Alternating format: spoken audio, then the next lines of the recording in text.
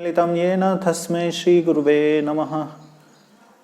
श्रीचैतन्यमनोभीष्टं स्थापितं येन भूतले स्वयं रूपकदा मह्यं ददाति स्वपदान्तिकं। वन्देऽहं श्रीगुरो श्रीयुतपदकमलं श्रीगुरोन् वैष्णवांश्च श्रीरूपं साग्रजातं सगणरघुनाथान्वितं तं सजीवं साद्वैतं सावधूतं परिजनसहितं कृष्णचैतन्यदेवं श्री राधा कृष्ण पादान सहगण ललिता श्री विशाखान्वितांश। जय श्री कृष्ण चैतन्य प्रभु नित्यानंद श्री अद्वैत गदाधर शिवासदि गौर भक्त वृंद। हरे कृष्णा कृष्णा कृष्णा हरे हरे, हरे राम राम राम हरे हरे। साधु साधु नीचोचत कहाना मंच कदाचिन्मां प्रेमरत्कण्ठयोस्फुर। Hare Krishna. Hare Krishna, Prabhuji, we are able to listen you. Please continue. Hari Bol. Hare Krishna.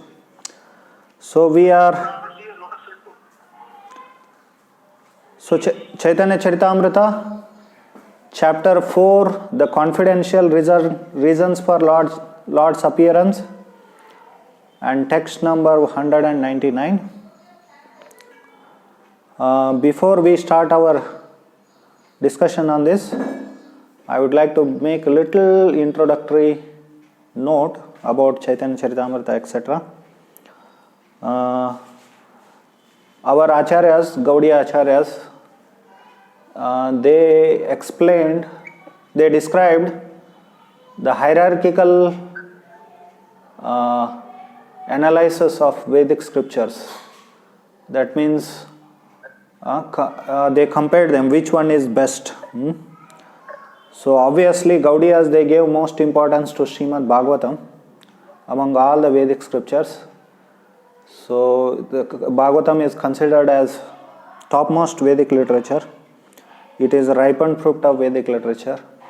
But Srila Bhaktisiddhanta Saraswati Thakur, once he explained that Chaitanya Charitamrita is even more higher than Srimad Bhagavatam.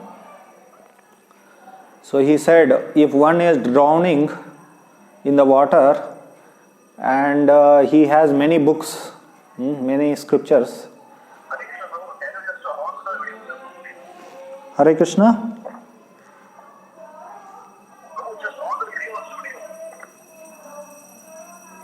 I am not able to understand actually what he says.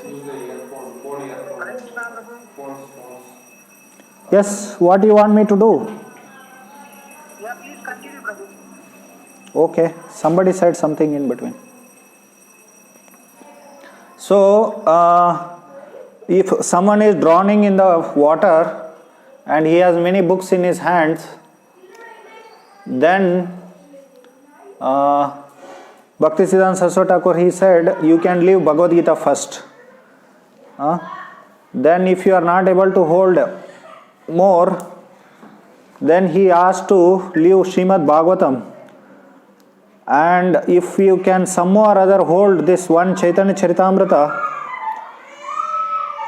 then so everything will be revived, he says. All bhakti movement will be revived.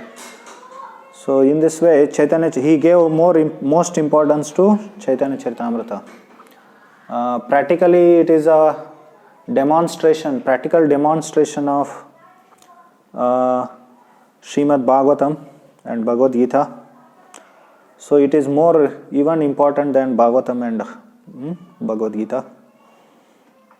So Bhagavad Gita and Upanishads, especially Upanishads, they are all ABCDs of spiritual life. And Bhagavatam is more advanced study. So Prabhupada, he said that Chaitanya Charitamrita is postgraduate study.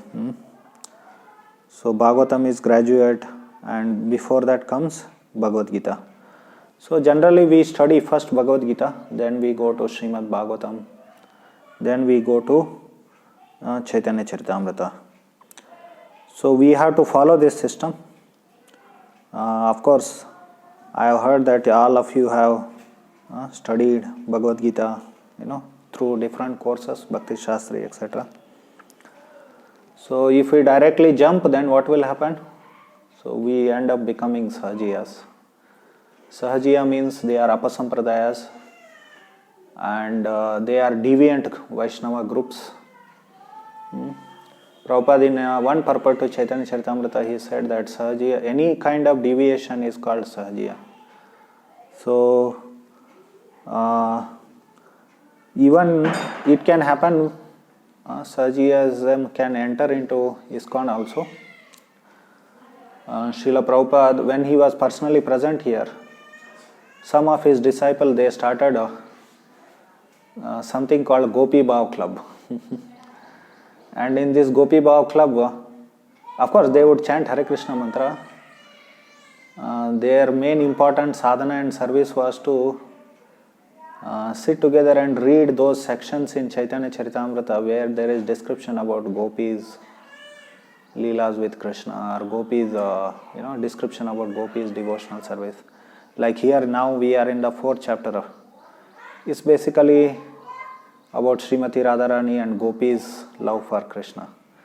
So they would read such kind of sections from Chaitanya Charitamrita and other literatures. But eventually what happened? They ended up, there was illicit sex between many members of the Gopi Bhav Club, and it was brought to the notice of Srila Prabhupada, and then Prabhupada stopped and banned that group. So in this way we have to systematically study first Bhagavad Gita, then Bhagavatam and Chaitanya Charitamrita. And study means what it is. Prabhupada asked about, especially about, he said about Bhagavad Gita. Bhagavad Gita is not meant for armchair speculation, he said. Armchair speculation means what? Often many academic scholars also read, Bhagavad Gita and other Vedic literature, but they don't follow them. They just, it is just meant for, just read and throw it away. So that is called as armchair speculation. So or they will sit and speculate. So sometime Satswarup Maharaj, he mentions that because he used to go visit universities, he had a library party in America, traveling to different universities and distributing Srila Prabhupada books. So one time he went into one of these religious study department, Hindu religious study. There in the mid of the day, a professor is sitting with Bhagavad Gita, and there is a half burnt cigarette and half drunk glass of wine. So they study Bhagavad Gita like that, and Vedic literature. So Prabhupada, he said it's not meant. So Bhagavad Gita has to be studied first. And what is meant by studying Bhagavad Gita? We have to follow it. We have to implement that in our life. So what is the message of Bhagavad Gita? So Bhagavad Gita, a message is, like we all know that famous verse is there at the end of Bhagavad Gita, towards the end of Bhagavad Gita. Sarva dharmam parityajya mamekam sharanam vraja aham tvam sarva papebhyo moksha ishami ma shucha. So you surrender unto me, he says. So I would like to say a little bit on this, that generally we think that Krishna put condition that everyone should surrender unto him. But Chaitanya Mahaprabhu did not put any condition. But actually our acharyas, they say that Chaitanya Mahaprabhu also came to teach this Sharanagati. You all must be knowing that a famous song is there of Bhaktivinoda Thakur wrote a whole song book on Sharanagati, and the introductory song says how Chaitanya Mahaprabhu came to teach this Sharanagati. So that song is there, introductory song to Sharanagati. Shri Krishna Chaitanya Prabhu Jive Daya Kori Swadhama Swaparshada Shriya Dhama Saha Avatari. So then it says that Shadanga Sharanagati Sikaye Bhakatera Prana. So he came to teach Shadanga Sharanagati, which is the very life of devotees. So it is misunderstood that Chaitanya Mahaprabhu did not put any condition, he did not tell to surrender and all. So we have to fully surrender to Krishna. That is the message of Bhagavad Gita. Or in other words, our Acharya has told this verse, Manmana bhav mad bhakto madhyaji mam namaskaru Mame Vaishasi Yuktvaivam Atmanam Matparayana. This Bhagavad Gita 9 chapter 34th verse is considered as the essence of Bhagavad Gita, which says that we should always think of Krishna, we should become his devotee, Madhyaj, we should worship Krishna, and we should offer obeisances to Krishna. Basically, we should follow this sadhana bhakti. But the sadhana bhakti which is mentioned there means this verse, the meaning of that verse is that we have to engage in Vaidhi sadhana, these rules, different angas of bhakti, offering obeisances, singing for Krishna, reciting scriptures like Bhagavad Gita and Bhagavatam, devotional scriptures, and hearing, worshipping the deity 24 hours a day. We should always be engaged in one of these angas of bhakti. That is the meaning of Vaidhi sadhana bhakti which is described in Bhagavad Gita. So when Bhagavad Gita says that you become devotee or engage in devotional service, that means 24 hours a day we have to engage in these services. Then the question arises, how grahasthas will be able to do such kind of devotional service? Because in Bhagavad Gita you see many places it comes, Nitya Yukta Upasate, Tesham Nitya Abhyuktanam, Satatam Kirtayanto Mam. All this Nitya word or Satatam word comes again and again in Bhagavad Gita. Tasmat Sarveshu Kaleshu. So what is the meaning of these words actually? That means one should engage in devotional service 24 hours a day actually. So now the question arises, how grahasthas, because they have to maintain their family, they have to have an occupation, so how they will be engaged in direct devotional service? Even Prahlad, when he described Shravanam, Kirtanam, Vishnu Smaranam, so Kriyeta Bhagavat Adya, Yanmanne Tati Duttamam. So he says that Adya word means directly engaging in this ninefold devotional service is called as Bhakti actually. So that is a bhakti which is described in Bhagavad Gita and Bhagavatam. So now the question arises that how grahastha devotees will be able to do this kind of bhakti, this Vaidhi sadhana which is described in Bhagavad Gita. Then, so Bhagavad Gita gives some room for that. That we have to adopt an occupation within Varnashrama system, because that occupation in Varnashrama system can be directly engaged in devotional service. So therefore, that Varnashrama becomes, although it is mentioned in Bhakti Rasamrita Sindhu, the Varnashrama is not a direct anga of bhakti, but it becomes a gauna anga of bhakti. So then our occupation also becomes a devotional service. Then in that way we can 24 hours a day we can engage in bhakti. Like a Brahmana may teach about Krishna, he may preach, teach, he can constantly engage in teaching, Bhakti Shastras. Then a Kshatriya may administer, he may administer projects for Krishna, temples for Krishna, and eventually he may even administer the whole country. So country or whole world actually. So in that way, and Vaishyas can produce devotional articles and basic necessary articles, and farmers can produce. All these things can be directly engaged in Krishna service. Modern occupations, they cannot be directly engaged in Krishna service. Therefore, they will not become angas of bhakti. So in that way, then our bhakti becomes different and then occupation becomes different. So we will do 2 or 3 hours of bhakti Vaidhi sadhana, and remaining hours will be engaged in some other occupation, serving some karmis, so meat eaters, etc. Anyway, so in that way, that is a message of Bhagavad Gita. Of course, we can also, there is one reason why we should study Chaitanya Charitamrita, even though we may not be at the level, we may not be even ready to follow what is there in Chaitanya Charitamrita. So, to worship those devotees who are in highest level, or to understand where we are supposed to go. So, like we all know that there are 3 categories of devotees: Kanishta, Madhyama, Uttama, and so Madhyama and Uttama, 3 categories of devotees are there, Uttama Bhagavatas.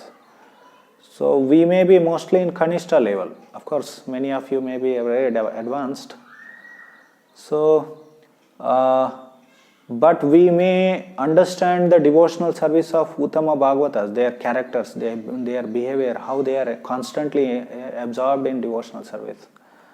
So, not to imitate them, just to worship them, how exalted they are, how great they are. Like here in this 4th chapter, there is description about gopis' devotional service to Krishna, how they were fully surrendered, how they were completely dedicated to Krishna. So to worship gopis and to appreciate their glories, we may study and read from Chaitanya Charitamrita, and also to understand that where we are supposed to go. We may be in very lower stages of devotional service, but we should know our goal actually for that reason, but definitely not for imitation.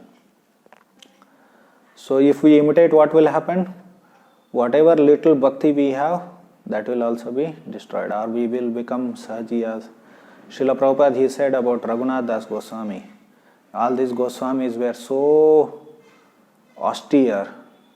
They would hardly eat, they would hardly sleep, they were constantly engaged in devotional service. So Prabhupada said that if you try to imitate Raghunath Das Goswami, whatever little bhakti we have, that will also be destroyed, he said. So in this way we should never imitate. And in Bhagavad Gita it is mentioned that in that 3rd chapter, 24th verse, Krishna says that Uchideyu rime loka na kuryam karma chedaham sankarasya chakartasyam upahanyam imam praja. If I did not perform prescribed duties, all these words would be put to ruination. I would be the cause of creating unwanted population, and I would thereby destroy the peace of all living entities. So in that purport, Prabhupada, he explains difference between imitation and following. So basically, he brings up this point that people want to imitate Rasa Leela. So instead of imitating Rasa Leela, what they should do? People should follow Krishna's guidance in Bhagavad Gita. So we should follow dharma and guidance given in Bhagavad Gita. So we should not do imitation. Having made that note, introductory note, so we will begin this Chaitanya Charitamrita. So I was told to speak from verse number 199 of the 4th chapter. This 4th chapter describes confidential reasons for Lord Chaitanya's appearance. Actually, I will start from 197, although you must have heard and discussed. Why? Because from 197 to 203, this is one section in that chapter which describes the particular point about gopis' devotion to Krishna, devotional service to Krishna. Means their devotional service is discussed in many ways. So their bhakti is discussed in many ways, especially the glories of their devotional service is discussed from different angles. So here Krishnadas Kaviraj Goswami discusses one particular point. So that point is that even though in bhakti they may experience some ecstasies, some happiness, but if it obstructs Krishna, their service to Krishna, then they don't want to experience that happiness, that ecstasy. So this particular point is discussed here in from verse number 97 to 197 to 203. So we will try to cover all these verses. 7 verses are there. So I will read that. Sorry, my Bengali pronunciation is not standard. Kindly bear with that. आरयेक गोपी प्रेमेर स्वाभाविक चिन्ह ये प्रकारे हय प्रेम काम गंधहीन हीन. So आरयेक गोपी प्रेमेर स्वाभाविक चिन्ह. Another, so that means he says another symptom of gopis love for Krishna. So that means he is discussing many symptoms of gopis' devotional service to Krishna. So here one particular point he wants to discuss, Krishnadas Kaviraj Goswami. Ye prakare haya prema kama gandhahina. So there is not a tinge of lust in their devotional service or love for Krishna. Here kama word, whenever kama word comes in Chaitanya Charitamrita, how we should understand that? That is Atmendriya Priti Vancha Tare Bale Kam Krishnendriya Priti Icha Dhare Premanam. So Atmendriya Priti, they don't have even a tinge of desire for satisfying themselves. Now in this so in this section, Krishnadas Kaviraj Goswami explains this point, how that they don't have any desire to satisfy themselves. So we will go to the next verse, 198. Gopi prema kare Krishna madhurera pushti madhure badaye prema hayam mahatushti. So Gopi prema kare Krishna madhurera pushti. The love of the gopis nourishes the sweetness of Lord Krishna, and that sweetness in turn, so bhadaye prema haya mahatushti. So that sweetness in turn increases their love, for they are greatly satisfied. So if Krishna becomes satisfied, and they become satisfied with that. So that is what Krishnadas Kaviraj Goswami says.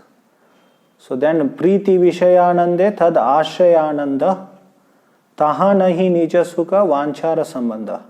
The happiness of the abode of love is in the happiness of object of the love. So here some technical words come here. Priti Vishayanande Tad Ashrayananda. There are two technical terms here called Ashraya and Vishaya. So actually, if you see in Bhagavatam, there are 10 subjects discussed. Atra Sargo Visargasha, that is mentioned in the end of the second chapter, last chapter of second canto, sorry. So last chapter of second canto, so first few verses, 6-7 verses, they describe the 10 topics of Srimad Bhagavatam. Atra Sargo Visargacha, Sthanam Poshanamutaya, Manvantareshanukata, Nirodho Muktir Ashayaha. So there 10 subjects are mentioned, like creation and secondary creation, then position of different planetary systems. So like that, Ishanukata, Lord's avataras, their pastimes, etc. So last topic is Ashraya. Because here you see in this, 199th verse of Chaitanya Charitamrita, 4th chapter, it says Vishaya and Ashraya words have come. So there Ashraya, there it is described that Ashraya is the shelter of all other nine subjects. It includes all other 9 subjects. That Ashraya Tattva is Krishna. Because he is Samam Banam, he includes everything, he is complete whole, he is. creation is there in him, secondary creation is there, all the planetary systems, universes are within him. So he is the shelter of everything, and he is the source of everything. That is the meaning of Ashraya. Janma Jasya Yataha Chartesh Abhigya. So he is the source of everything. So that is the meaning of Ashraya Tattva. So Krishna is that Ashraya Tattva. That Ashraya Tattva is described in the 10th canto of Srimad Bhagavatam, because 10th canto describes Krishna's pastimes. So therefore Krishna is Ashraya Tattva. But here in bhakti, in devotional service, Krishna is Vishaya and devotees are Ashraya. So there is difference here. This is called Rasa Tattva. That is Siddhanta. So that is true. Ultimately Krishna is the source of everything. But here devotees are Ashraya. Why devotees are Ashraya? Because they are the shelter of devotional service. They are. So in Rasa Tattva or in Bhakti, so devotees become Ashraya and Krishna becomes Vishaya. Means the object of devotional service is Krishna and the shelter of devotional service is devotees, because devotees embody Bhakti actually. So they are the one who engage in devotional service. So therefore they become Ashraya Tattva. So here very technically and philosophically, Krishnadas Kaviraj Goswami, he explains Preeti Vishayanande Tad Ashrayananda. The happiness of the abode of love is the happiness of object of love. So that means when Krishna, who is the Vishaya of devotional service, becomes happy, that gives pleasure to the abode of happiness, abode of devotional service. That means devotees. So this Vishaya and Ashraya Tattva in devotional service is very elaborately discussed by Rupa Goswami in Bhakti Rasamrita Sindhu. So it's an elaborate subject matter which we cannot discuss in 1 hour definitely. So so we can briefly understand like that how devotees are Ashraya of devotional service and Krishna is Vishaya. And when Krishna becomes happy, then that gives happiness to Ashraya Vigraha. Ultimately, Srimati Radharani is the topmost Ashraya Vigraha. She is actually the Ashraya Vigraha of devotional service, because she embodies the complete happiness, complete devotional service. And she is considered as highest devotee. So that is how we have to understand this. Taha nahi nija sukha vanchara sambandha. This is not a relationship of desire for personal gratification. So there is no personal gratification in this relationship between Vishaya and Ashraya of devotional service. So I will discuss these points little more in detail at the end after reading this whole section.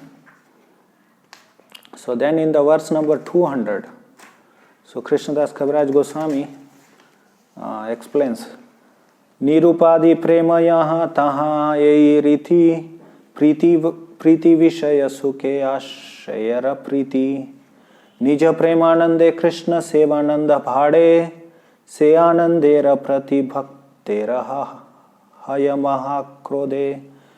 Whenever there is unselfish love, that is its style. The reservoir of love derives pleasure when the lovable object is pleased. When the pleasure of love interferes with the service of Krishna, the devotee becomes angry towards such ecstasy. So again here, Nirupadi prema yaha taha ye riti priti vishaya sukhe ashayara priti. So Nirupadi. So Upadi, Nirupadi. Here you see word Upadi means some designation, some identity. So in the material world, as soon as we take birth, we create so many identities.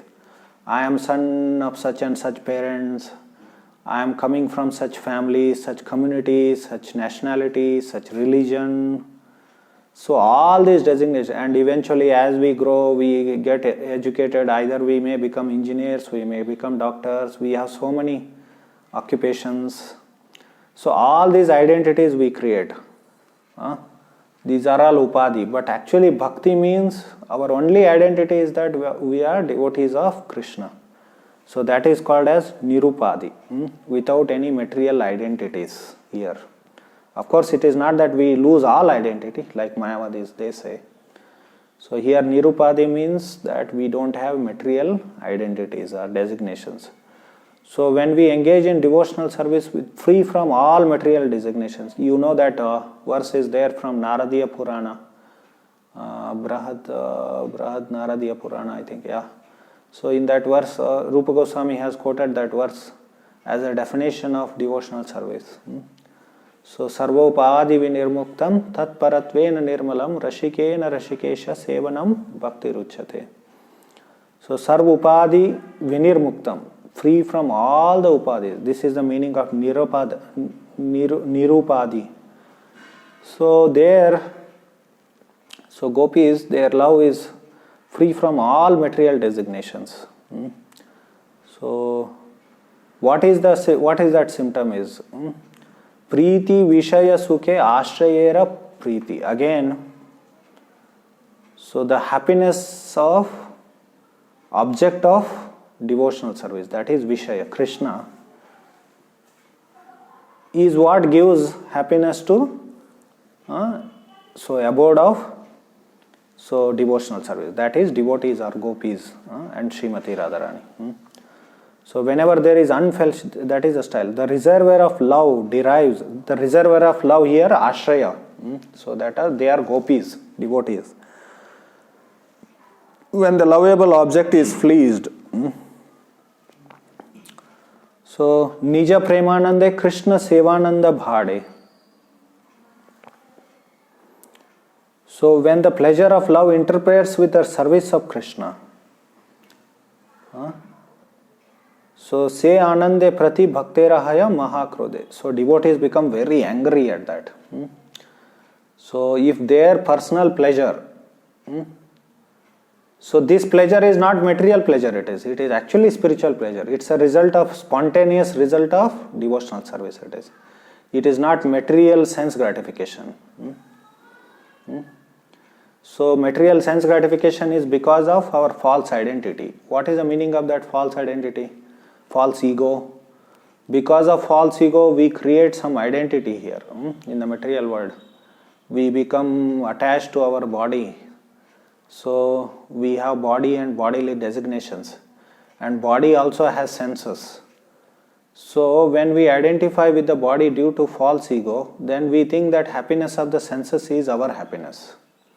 This is called as matra sparshastu kaunteya, sparsha. That matra sparshastu, contact of the senses actually. So of course there it is contact of the senses and sense objects.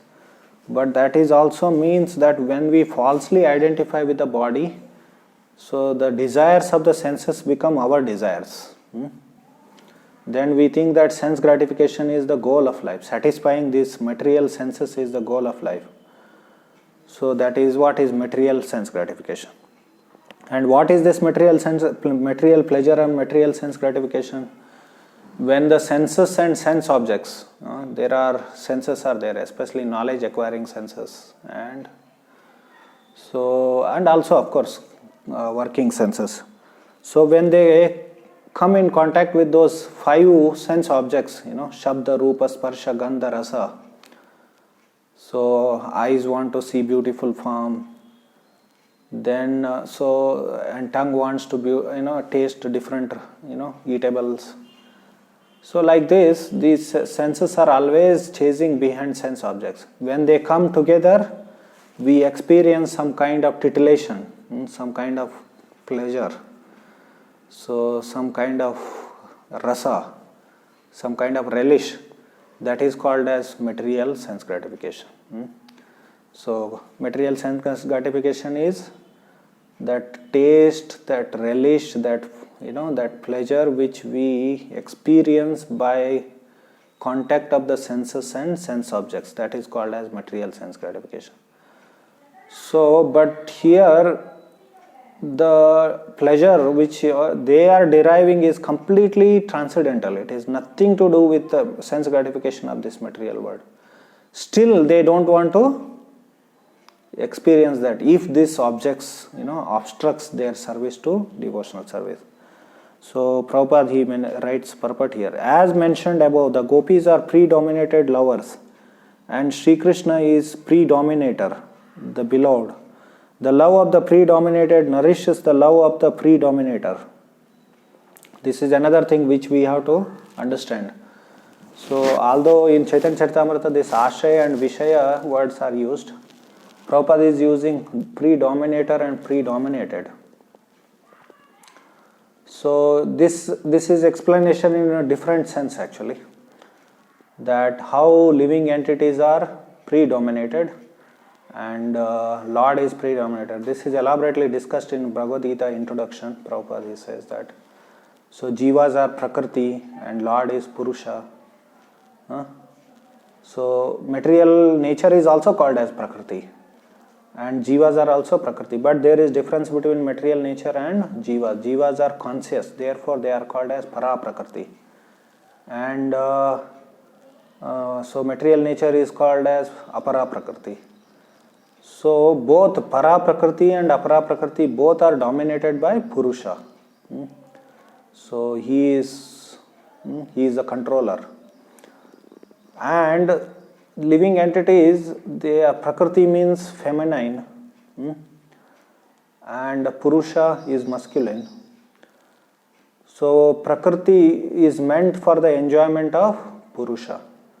So living entities, they may be, whether they are in this material world, whether they are in male form or female form, both are meant for the enjoyment of Krishna.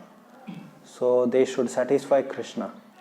So problem in the material world is that both, whether they are in male form or female form, both think that they are males only, or they think that they are Purusha. They are enjoyers. So that is the problem in the material world. But actually our position is meant for, I think it got cut.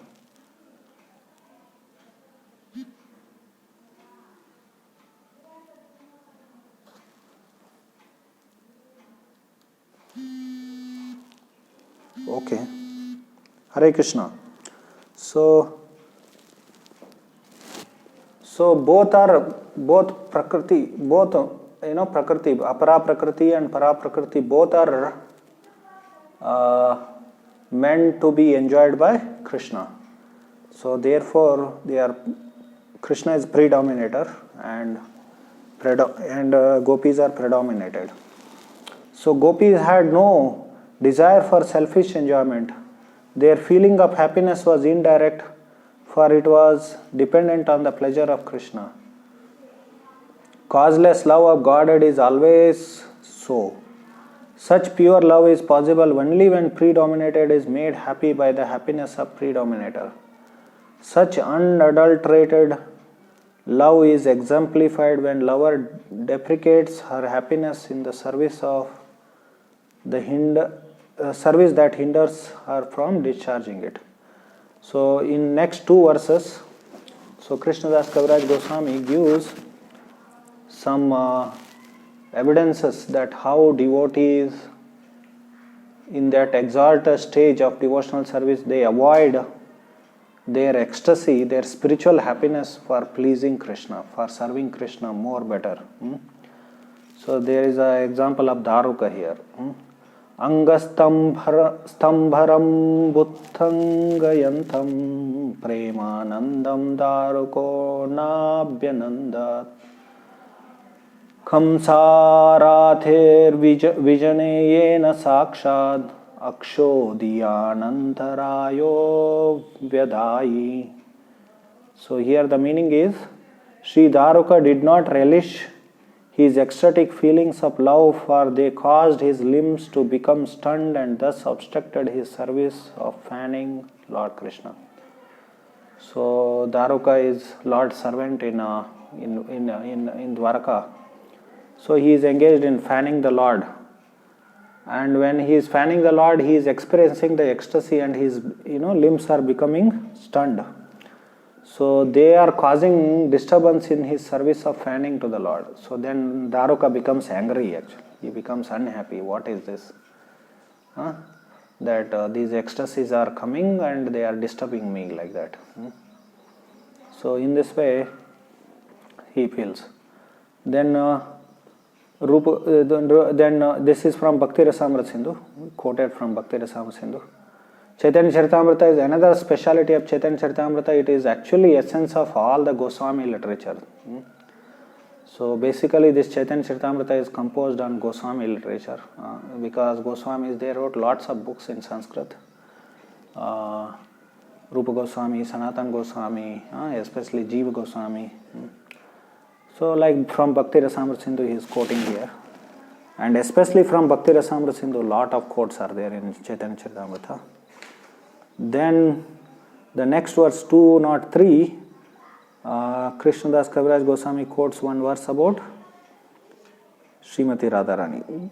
Govinda Prekshana Kshepi Bhashpa Pura Bivarshinam Ucheranindha Anandham Aravinda Vilochana. The lotus-eyed Radharani powerfully condemned the ecstatic love that caused a flow of tears that hindered her sight of Govinda. So this is also again Bhakti Rasamrita Sindhu 2.3.54. So here Srimati Radharani is becoming unhappy. She is angry at herself that these ecstasies are disturbing her vision of Krishna. So these tears flowing from the eyes is one of the Ashtasatvika Vikaras, one of the ecstasies. So they are called as Sanchari Bhavas in Chaitanya Charitamrita, in Bhakti Rasamrita Sindhu. So these sometimes they may become obstruction in their devotional service. So Srimati Radharani is condemned. So essentially this section, what it says, even though one is completely free from, the first verse says that Kama Gandha Hina, even the fragrance of lust is not there in the devotional service of the gopis. So not a fragrance of Kama Gandha means fragrance of lust actually. So they don't have any desire to satisfy themselves. So the ecstasy and the happiness which they experience because of bhakti is completely transcendental and spiritual. Still they don't want to accept that because it may sometime obstruct their devotional service. Or if it obstructs their devotional service, they don't want to accept that. Now you can see the contrast in the material world. In the material world we are always calculating what will make me happy actually, what will gratify me actually. We are not thinking how to please Krishna actually.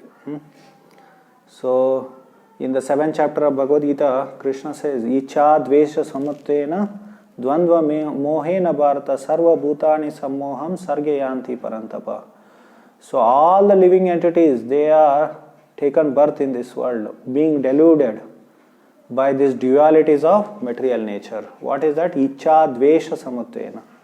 Icha means desire. Dvesha means hate.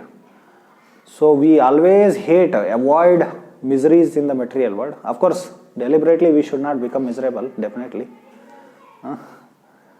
So, but when sometime it may happen that some difficulties, miseries and challenges may come in devotional service, but we always hate them actually.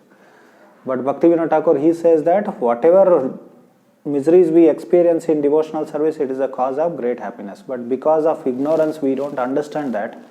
And we are we hate difficulties and miseries. And little difficult service comes, then immediately we reject and we revolt and reject that we don't want to do this actually. So we should understand, although sometimes it may be such the service that it is practically, it may appear that it is impossible for us to do actually, but still we should try to do that. We should have good attitude to do that, and we should accept the challenges and difficulties. And we always desire, Icha means we always desire to become happy in this world.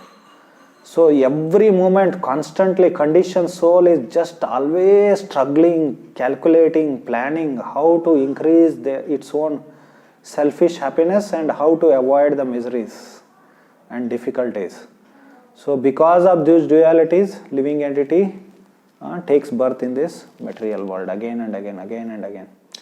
And in Bhagavad Gita also, in the beginning, first chapter of Bhagavad Gita, we can see that Arjuna also was in the same spirit actually. So he says, Nacha shaknomi avastatum brahmati vache me mana nimittani cha pashyami viparitani keshava. Although this Kurukshetra war was mission of Krishna, and Arjuna was supposed to assist in the mission of Krishna to just kill all these asuric demons like Kaurava and company. So Krishna brought all these asuras at one place and he wanted to just kill them and wash the earth of all these asuras. So then Arjuna is supposed to help in that mission. It is his service. But Arjuna is not thinking how to serve Krishna, but he is thinking how it will, this war will bring happiness to himself actually. I am not able to, he says, unable to stand here any longer. I am forgetting myself and my mind is reeling. I see only causes of misfortune. O Krishna, killer of Kesi demon. Nimittani cha pashyami viparitani keshava. Only reverses I am seeing in this. That means, so there is nothing which will bring happiness to me in this. Only opposite results will be there. In the purport, Prabhupada, he says that everyone is interested in himself and his own welfare. No one is interested in Supreme Self. This statement is there. Everyone is interested in himself actually. Everyone is thinking what will bring happiness to myself. So this selfishness which is actually the very basis of this material existence actually. So selfishness means we identify with, due to false ego, we identify with this body and different identities, and gratifying that body and senses becomes our, so this is called as selfishness. And real selfishness will come only when we engage in pure devotional service. So everyone is interested in himself and his own welfare. No one is interested in the Supreme Self. But gopis are opposite to this actually. Even if they are experiencing it, it's not material pleasure, material sense gratification, even transcendental ecstasy, they don't want that. That is just devotional. It's a bhakti actually. It's a part of devotional pleasure actually. It's a result of spontaneous engaging in devotional service, spontaneous result. So then he says, Nacha shreyo no pashyami hatva swajana mahave nakangshe vijayam Krishna nacha rajam sukanicha. I don't see any ultimate benefit in this. So actually Shreya for all the living entities is. So Prahlad, he says, Nate vidu swartha gatim. Swartha gati or Shreya for all the living entities is serving the lotus feet of Lord Vishnu or Krishna. But in ignorance we don't know that. We think that Arjuna, he thought that he is doing a show bottle here. That he thinks that he knows Shreya, but actually he doesn't know Shreya. He doesn't know even pray also, material happiness also, because this is a condition of the modern society. Modern society is such a ignorance that they don't know even material pleasure also. They think that earning lots of money, I can have lots of bank balance, all the luxuries of modern society. But actually modern society, it is not luxury, it is only pain, ugra karma it is basically.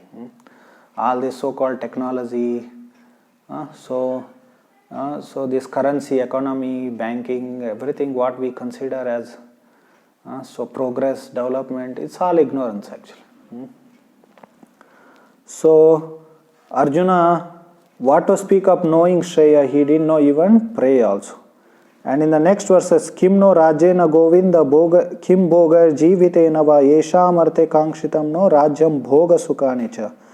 So he says, why I need this, Rajya, kingdom, O Govinda, this happiness, bhoga.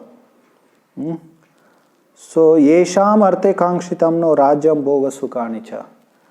So we want, so the very people for whom we are trying to attain this Raja, Bhoga and Sukha, they are going to be destroyed in this battle. What is the use of this? This will only bring misery to us, like that Arjuna is saying.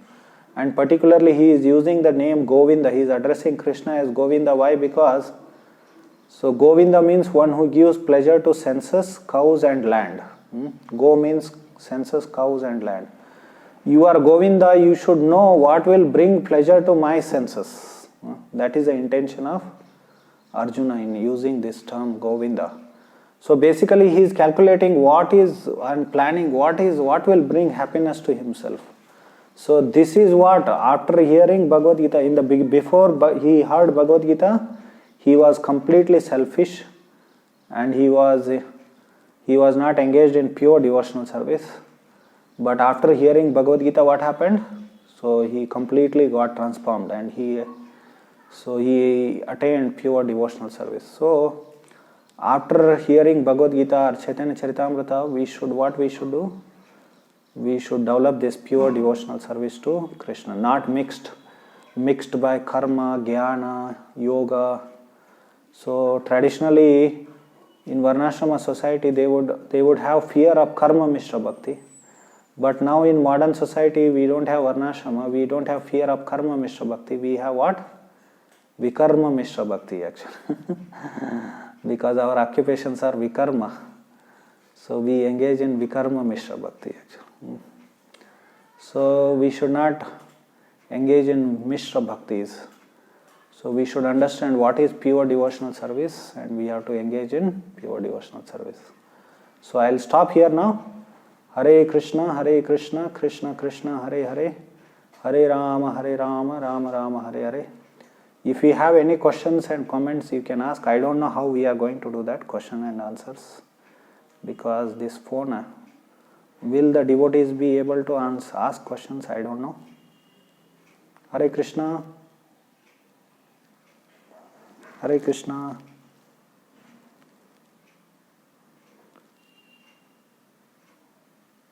Yeah, I am able to hear.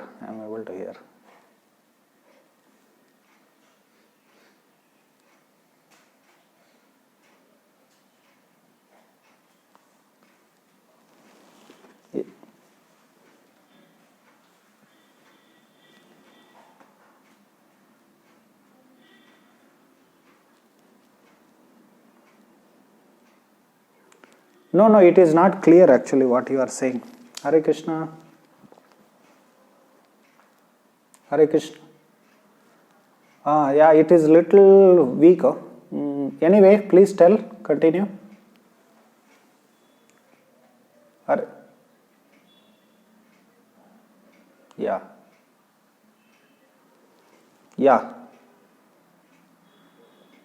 Hare Krishna.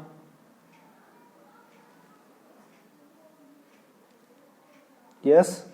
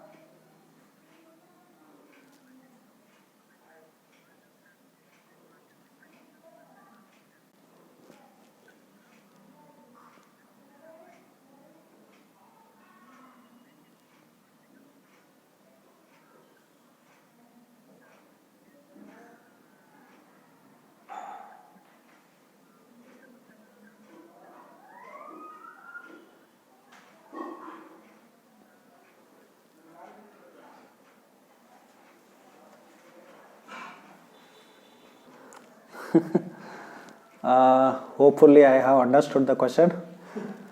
How Grahastha should balance their Krishna consciousness. Actually, if you see in the material world, there is, in the modern society, especially modern society, there is no balance. Because traditionally in Vedic culture, there was no much struggle for existence. Prabhupada uses this word, no struggle for existence. So people lived very simple life, and they had no worry about eating, sleeping. They had no worry about how I'll maintain my family, how I'll maintain my life, where I will get food, whether I'll. They didn't have to think every day, every moment about money, like modern society. I often give example in my lectures that a barber would come traditionally in Vedic culture, in Vedic societies, in villages. Barber would come to the home to shave or whatever, cut the hair or shave beards.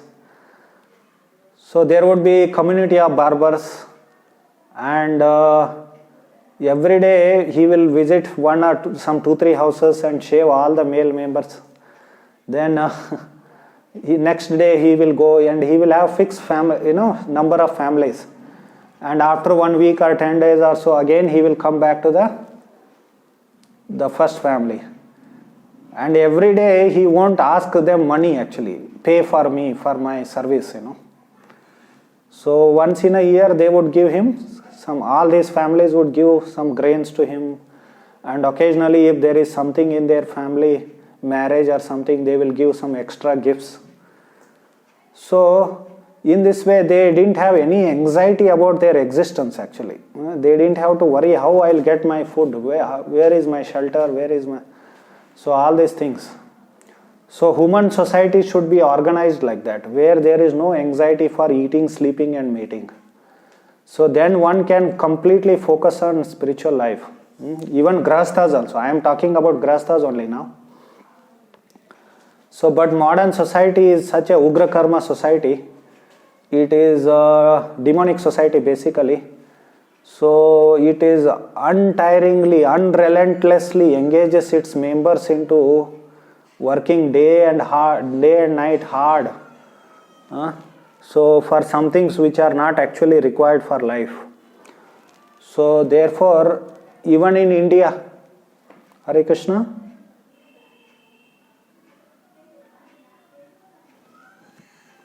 Hare Krishna. I am able to hear you all. Hare Krishna.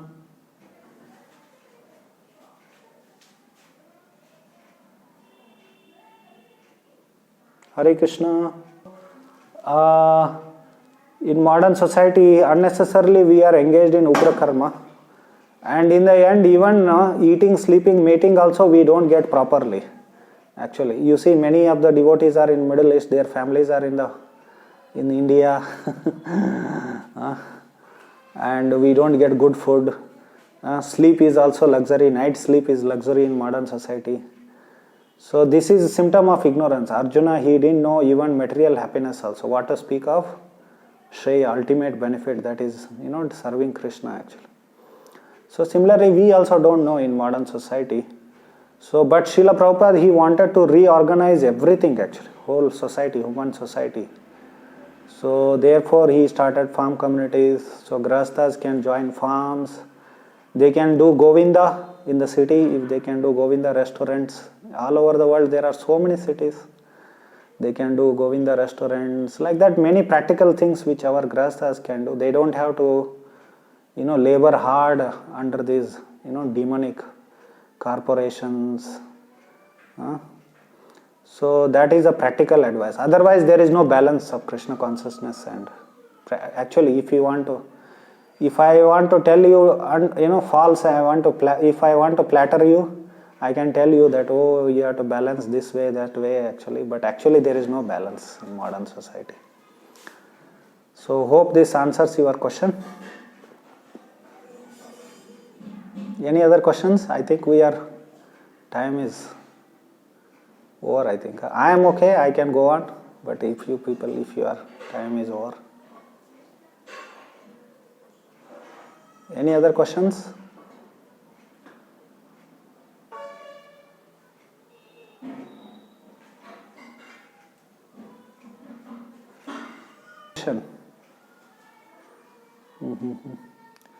We can try that. We can try. Get out from this so-called Uga Karma and engage only in very soft activities, as you suggested, like going on restaurant is one of how practical it is. My only question, perception from a question is like it is becoming difficult for many grihasthas to escape from the so-called sense object attraction. Thereby falling down is happening. We want kind of advice from you so that we can properly balance as well as support the project and also advance it to Krishna consciousness. You want to on that? Hare Krishna. So I think at a time, I think there are many questions are mixed. One thing is that our ISKCON projects also, temples, brahmacharis, sannyasis, they all need support, monetary support, funds, and they are dependent on earning, grahasthas who are earning. So it is true, we have to run centers in the city also, especially for city preaching and running city centers, we need funds actually. But that funds can be provided by those who are switching from material life to Krishna consciousness. And remaining serious devotees, already those who are serious and advanced, committed, taken initiation, they all can move to simple living, and they can move and develop these devotee communities. Devotee community means, of course, nowadays even in city we call them devotee communities. So, but we are talking in terms of our own, societies. Communities means our farm communities. We are cut off from the material society where we can practice bhakti. So, this also is connected with another question which you asked, that how devotees being allured by sense objects, they are falling down. So because we are constantly in touch with materialistic people, materialistic association, actually that makes us weak in devotional service. Because it is said that asatsanga, giving up asatsanga is very, very important in bhakti. It's one of the angas, very important angas of bhakti. So as it is told positively that we should, association of devotees is very important. Like in Chaitanya Charitamrita, later it will come that verse, Krishna Bhakti Moolahaya Sadhu Sangha Krishna Prema Janmiyo Teho Puna Mukhya Anga. That the beginning of Krishna Bhakti is Sadhu Sangha, association of devotees. And even when we attain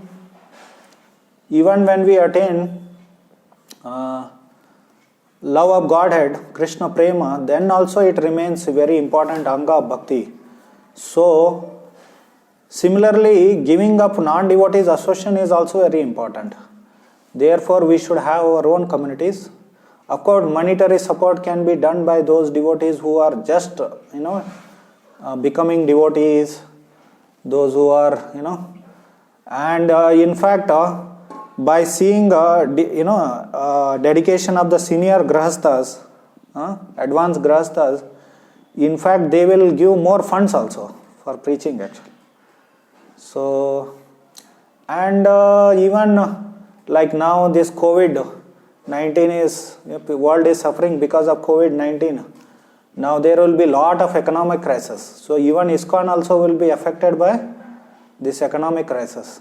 But if we were land based, if we have, every temple has its own farms, then we would have never had any problem actually. Lots of prasadam could be cooked and distributed, prasadam could be eaten. So in many ways these things help actually. It is Krishna's system and it is very practical also. We speak about word practical. Modern society is impractical. It is, they are hoping for something which is like imaginary, what they call virtual. their hope is that this world will become Sukhalayam and we will make this world Sukhalayam by making this technology and economical development. So, but this is it's all impractical, it is actually. And ultimately Krishna's system is going to work, nothing is going to. Now Krishna has sent Corona to destroy these people, you see. So in one shot everything will be finished. Like in 10th chapter of Bhagavad Gita, Krishna says, no, anything extraordinary if you see, you should understand that it is my potency. So Corona is Krishna's potency for these demons to they smash these demons. So in this way, monetary support also could be arranged properly, but we have to plan properly, systematically. We should use intelligence actually. In that way we will achieve a lot in preaching also and in bhakti also. So the main reason for devotees falling down is asat sangha, it is, because grahasthas especially, they have to mix with all these non-devotees. So it is very detrimental for spiritual life. Any other questions? Hare Krishna Prabhuji. Yes. Prabhu, this is Divya Gopal Das, your servant. Hare Krishna. Prabhuji, this actually I want to ask the same question, the link to this question. As we are working since long, maybe 15, 20. Yeah, tell me. Hare Krishna. And they are all doing cow slaughtering and other things here. And also they are digging the earth and taking petrol products and other things. Yes. Is this sinful activity shall we are getting, or how is it? Yeah, Prabhupada, he used to use this word called extended sense gratification. Hare Krishna Prabhu. Hare Krishna. Your sound is not going, I think. Hare Krishna. Prabhu, connection lost. One minute. That is. Explain matter. Hare Krishna, you are able to hear me now? Hare Krishna. So the question is whether, because there in Middle East especially, it is true. In all over the world actually, even India is now Mlecha Desha, it is. India is also slaughtering cows. It's everyone eats meat here. It's so common now. 99 people, maybe more than 90. I think, I don't know the exact statistics, but 99% of Indians are also meat eaters now, I think. So I don't know the exact statistics, but it's close. At least it should be plus 90% actually. So India is also Mlecha Desha now, and especially in Middle East they kill cows and they drill the earth, actually exploit the earth, extracting oil. So whether the devotees have to incur this sin actually, that is a question. So Prabhupada used to use the term called extended sense gratification. He used this term extended sense gratification towards social workers, means social service people actually, philanthropists, humanitarian work, those who do. They themselves don't want to enjoy sense gratification, but they want to support the sense gratification of the people actually, by serving the society, humanity, etc. So that is called as extended sense gratification. Working devotees, they don't want to engage in sinful life, but they are supporting the sinful society actually by working under these demons actually. So therefore devotees also have to take share of this. Obviously we will take the share of this. It's like one side we do bhakti, chanting Hare Krishna. Definitely it is chanting Hare Krishna, whatever we are doing, it is very powerful. So, but it becomes like elephant bathing actually. One side we will, so engage in sinful activities, and another side we engage in bhakti. So it's like, it is offensive chanting also. Therefore our progress would be very limited actually. One side, like it's like building fire and putting water. Building fire and putting water. Or you take one, you want to go somewhere, you take one step ahead and again keep one step back. So in this way, so therefore we should have knowledge of all these things. When I would like to give another example from Chaitanya Charitamrita, there is a proper, exact example, there is a incident where it corroborates with this situation actually. Rupa Sanatan Goswami, they were devotees, but they were engaged in the service of Nawab Hussain Shah. You all know that. So later in Madhya Leela it will come. Madhya Leela chapter 1 actually. Chapter 1 and 2nd, one of the chapters will come. So where there is description of meeting between Rupa and Sanatan and Chaitanya Mahaprabhu. You all know that Chaitanya Mahaprabhu went to Ramakeli to meet Rupa and Sanatan Goswami. That time they were engaged in the service of Nawab Hussain Shah. Damir Kasa and Sakar Malik, their names were also changed. So they say that we have become servants of the Mlechas, So Mlecha Sevi, so Nicha Jati, Nicha Sevi, Nicha Sangi, we have become degraded servants of these Mlechas. And also they say that we have become betrayers of cows and Vedic civilization.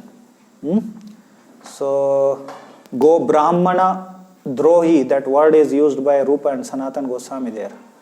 So generally when we study Chaitanya Charitamrita or our preachers when they give lecture, they will only tell the humility of Rupa and Sanatan Goswami. But actually we are in that situation actually. We are serving the Mlechas, we are serving meat eaters, cow killers.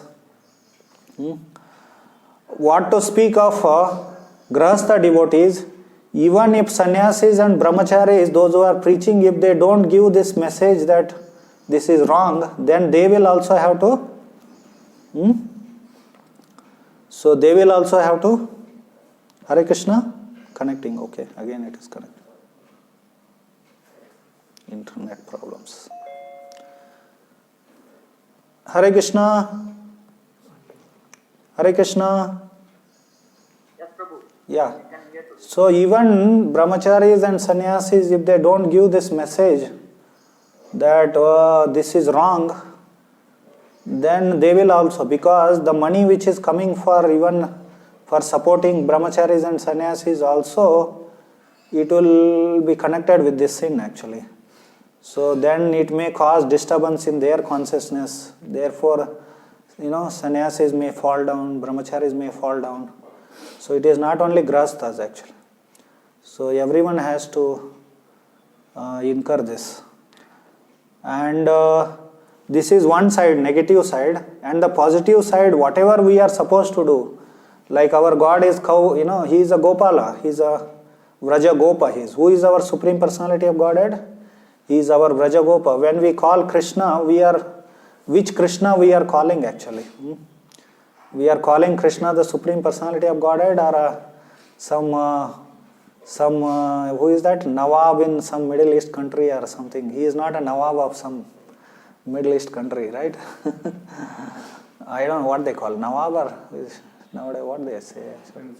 Prince or whatever.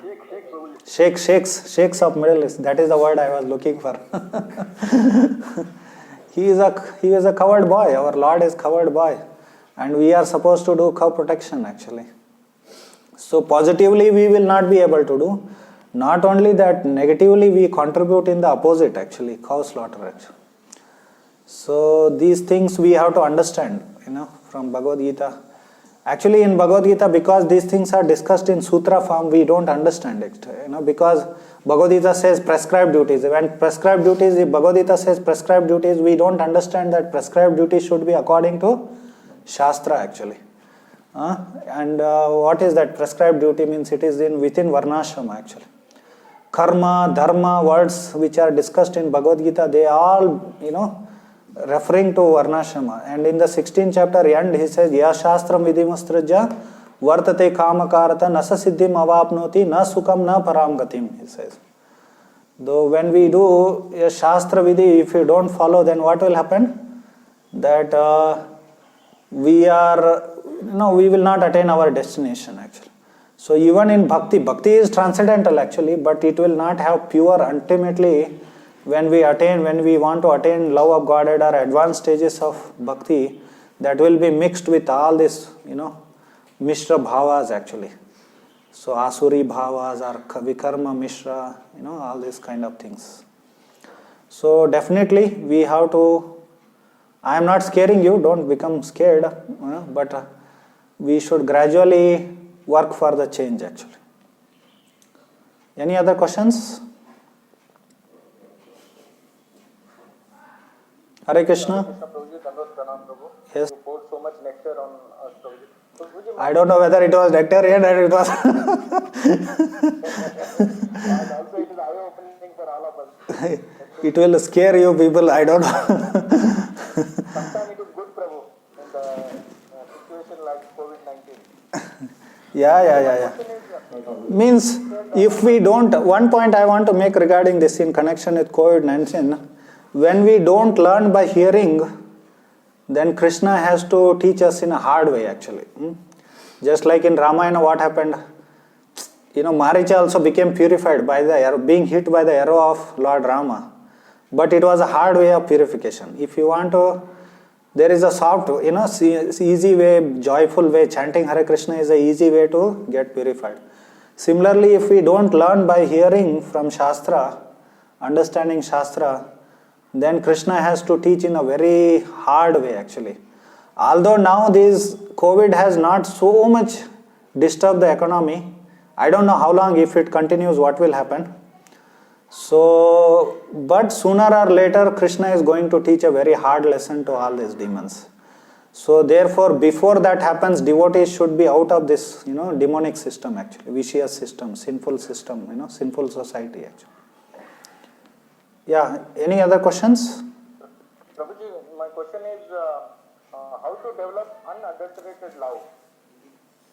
How to develop unadulterated love? Before we go to love, actually there is Sharanagati. Sharanagati is considered as door for love of Godhead. Love of Godhead is ultimate actually. So, like you see, there is Diksha is there. Diksha is what? Diksha is actually first anga, in Rupa Goswami when he describes 64 angas of bhakti, he described Diksha in the beginning, Krishna Diksha, the Ado Guru Ashram is first anga, we should take shelter of Guru. Then second is Krishna Diksha, the Shikshanam, we should, take Shiksha and Diksha from Guru actually. And then Rupa Goswami says, these first 20 angas are door to bhakti, he says actually. But even Diksha is actually beginning of surrender. It is not full surrender. Actually at the time of Diksha we are supposed to fully surrender to Krishna. So surrender means we have to accept Krishna's system of education, Krishna's system of socio-economics. Everything should be Krishna. That is the meaning of surrender actually. And Prabhupada quoted that Anukulyasya sankalpo pratikulasya varjanam rakshishati iti vishwaso goptrutve varnam. We should accept that which is favorable for devotional service, reject what is not favorable. And Rupa Goswami has described what should be given up and what should be accepted actually. Like just now we had some discussion that we should reject asatsanga. But practically in modern society, where we can give up asatsanga? We are constantly associating with non-devotees and we are serving non-devotees. Instead of serving Krishna and his devotees, we would be serving non-devotees. Of course, some funds you all may give, especially Middle East. Devotees are known for giving funds. But we can do better than that actually. Service. Giving funds is the last thing one can do actually. Directly engaging in devotional service can be, it is more better. So when we surrender, then there is a question of attaining, then there will be chance of attaining love of Godhead. So, and when we chant the holy name, Bhaktivinoda Thakur, he wrote in that song which I quoted actually, whoever makes this Shadanga Sharanagati as their life and soul, their prarthana, Tahara prarthana shuni Sri Nanda Kumara. So Krishna hears the chanting or prayers of those devotees who make this Shadanga Sharanagati as their life and soul. So before love of Godhead, Sharanagati comes. Actually what happens is often we only talk about love of Godhead, In ISKCON love, Krishna Prem is very popular, but Sharanagati is not so popular actually. So Sharanagati also should be accepted. And when we chant with Sharanagati, then what happens? Then Krishna descends in that chanting actually. And Krishna accepts that chanting. So before attaining love of Godhead, we should. And we should not think, okay, I took Diksha now. Now I attained goal of life. Diksha is the beginning actually. So then Bhakti begins with Diksha. Then gradually we surrender fully to Krishna. Then we attain love of Godhead. So it's very advanced actually. What Chaitanya Mahaprabhu is teaching is very high level actually. Very high level it is. So we should follow Bhagavad Gita. I have mentioned Vaidhi Bhakti which is discussed in Bhagavad Gita is what it is. It is we have to engage in fully devotional service. One of the angas of bhakti, either of the in 24 hours a day actually. So like that it is. Is it clear? Relation between. Thank you, Prabhuji. Thank you very much. Relation between Diksha, Sharanagati, Prema.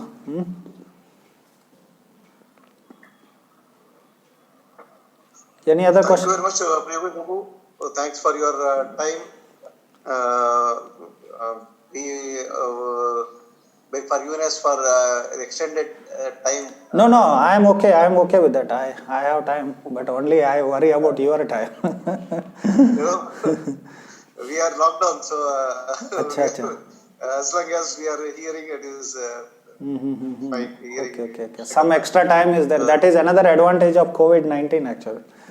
Yes, So devotees will get some extra time. Yes. So we should utilize that. Good. Yeah. So thank you inviting me for this session. Thank you very much, Prabhuji. Thanks once again. So we look forward to have association again in future. Yes, definitely. I also like to associate with all of you. Hare Thank Krishna. you very much. Hare Krishna. Prabhuji, I have asked one question. Can you answer that? Okay, fine. Tell me once more question. Hare Krishna. Yes. 1 second. I am not able Question to. is like, Yes. sorry, question is like, what is the solution for people like us in Gulf? And do we need to retire at 50 years and do not serve LHS and do pure service? What do you say, Prabhuji? Definitely we should do that. But you don't have to wait even up to 50 years. You can retire before that also. Actually, this whole idea of this whole economic system is we don't have to struggle so hard. We don't have to go so far to earn our livelihood actually. So, but even if you retire at 50 is not a bad idea. We should first of all, we should not go there actually. Indians, they don't have to go there. So we have ample this. Like now I'll give one example in this situation also COVID. The Indian government has enough grains to supply for next 10 years actually for Indians. Even if there is economic crisis, they are going to supply grains for next 10 years. And in fact, they are donating grains to other countries. Many Middle East countries, they freely donate grains every year, Indians actually. So this land produces so much actually, but unfortunately we don't understand that. So we don't need to go to so far to earn our livelihood. So what to speak of 50 years, we should come back very fast actually. And we can develop farms, we can develop gurukulas, we can have our own socio-economic system where devotees can stay together and in the association of each other they can develop Krishna consciousness and attain love of Godhead very fast actually. Turnam yate tanapate tanumrityu yavan. Bhaktisiddhanta Saraswati Thakur used to quote this verse from 11th canto of Bhagavatam, which was spoken by Krishna. So he has quoted that verse maximum time. That verse says that one line of that verse is Turnam yate tanapate tanumrityu yavan. Turna means hastily. We should run towards Goloka Vrindavan actually. But these things obstruct actually. Because of a wrong socio-economic system, they become obstacle in devotional service. So you all should retire as soon as possible. You are all welcome or invited right now actually. So we have enough land. Looks like this COVID-19 is an arrangement for that. Yes, yes, yes, Because yes. many people in Gulf, they are having like a job crisis.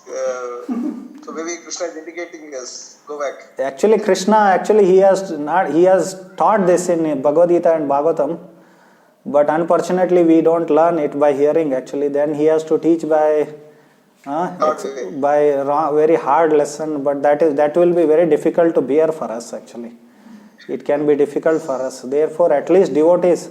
Actually, if devotees change, then whole world will change very fast. Actually, so. So then we invite you all. You are all welcome here. Prabhuji, one thing I asked in that also. Prabhuji, our preaching efforts in Gulf, what do you tell about that? Preaching, you see, preaching new people who come to Krishna, who are switching from material life to spiritual life, they can support the brahmacharis and sannyasis. With that, we can develop preaching. It is not and I'm asking like making them, like we are trying to make here devotees. So it will get affected with the come back. So what you say? No. Brahmacharis and sannyasis. Through Gurukulas, we can make more and more preachers because our children are not becoming preachers. No, now actually. So many of the ISKCON kids, they don't become devotees often. Or even if they become devotees, they can be preachers actually full time.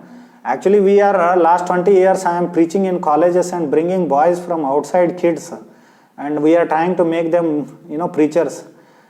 Instead of that, we can make our own kids as preachers through Gurukulas and send them all over the world. Actually, there are so many countries where there is not only preaching to Indians, we have to preach to Muslims, we have to preach to Christians, we have to preach to Africans. There are countries where there is no even preaching yet actually. So we need, and even among Grahasthas there can be full-time Brahmana class who will be preaching actually. So now what, with our jobs and all, how much preaching we can do actually? Jobs, hardly we get time. We can't even discuss basic understanding of Shastra, we don't understand actually. So preaching will exponentially increase if we adopt. And in fact, our acharyas, they use this Varnashrama system as preaching also actually. Because many people, if they don't want to chant Hare Krishna mantra, they can do some service to Krishna through growing food. They may, maintain cows, and that milk will be used in Krishna service. So even Varnashrama is more, it will exponentially increase our preaching actually. There is lot to discuss on this preaching and Varnashrama system. Sometime we can have a separate session on those things. So you don't have to worry about Gulf preaching. We can increase that by more. So those who are switching from material life to spiritual life, they will also, they increase their dedication, their time, their energy, their resources, money, everything actually. So in that way, preaching will expand more actually. So you Thank you, Prabhu. Hope I answered your question actually. Yes, Prabhu. So thank you very much, Prabhu. Thanks once again. We look forward to have your association again in future. Hare Krishna. And we also, actually, some of our members want to know the various activities which you are doing, like in the Gurukul you mentioned and farm community. So sometime maybe I will talk to you separately, Prabhu. Then I will update our members.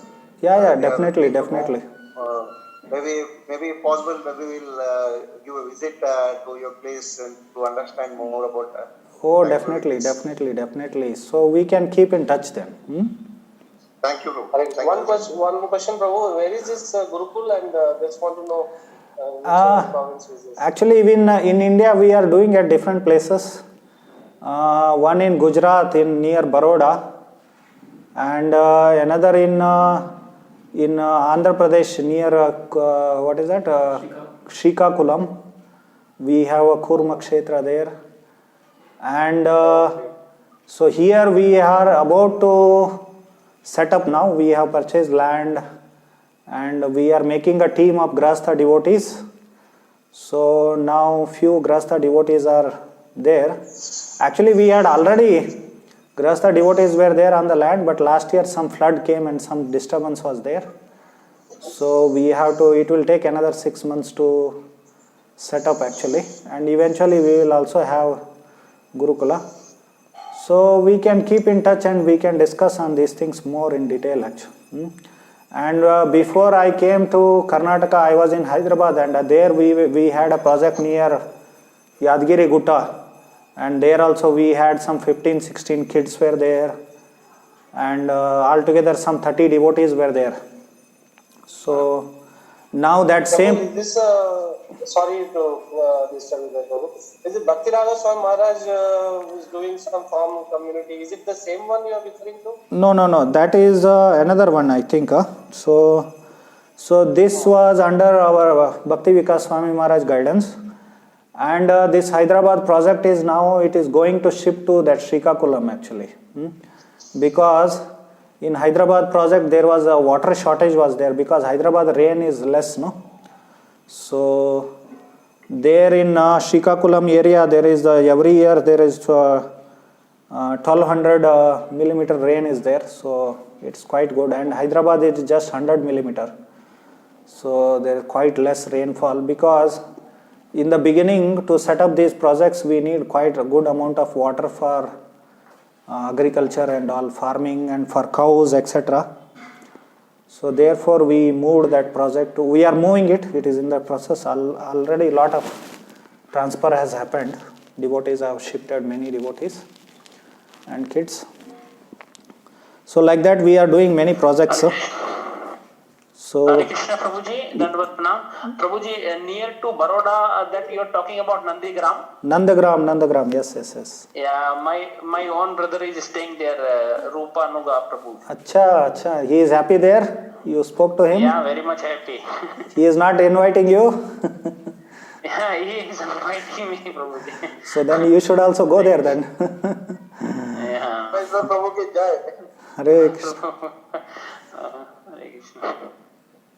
So thank you very much, Prabhu. Thanks once again. Thank you all the devotees for actively participating in asking questions. Hare Krishna. Got a very good lecture from you, Prabhu. Thank you once again. So we look forward to associating with you in future again. Hare Krishna. Thank you, Prabhu. Hare Krishna. Hare Krishna. Kalpatarubhyasya kripa sindhubhyev cha patitanam pavanebhyo vaishnavyo namo. Very good, Prabhu.